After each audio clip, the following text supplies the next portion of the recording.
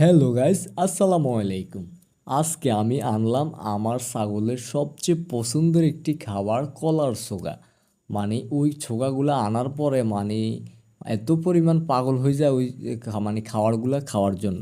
আর আপনারা তো হয়তো অনেকেই জানেন ছাগলের আসলে পছন্দের খাবার হলো এক, কাঁঠাল পাতা, দ্বিতীয়ত হলো যে কোনো মানে ফসলের ঝোগা, এগুলোই ছাগলের সবচেয়ে পছন্দের খাবার হয়ে থাকে। আর আপনারা অনেকে আমাকে বলছিলেন আপনার আসলে ছাগল কয়টা বা এগুলো থেকে আনছেন।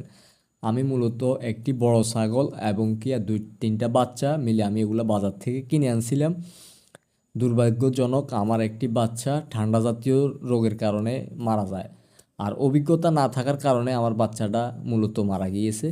আর এখন মোটামুটি আমার তিনটা ছাগল আলহামদুলিল্লাহ অনেক সুস্থ আছে। সামনে ভবিষ্যতে ইনশাল্লাহ এগুলো আরও বাচ্চা দিলে আমার ফার্মটা আর একটু বড় হবে। সবাই ভালো থাকবেন।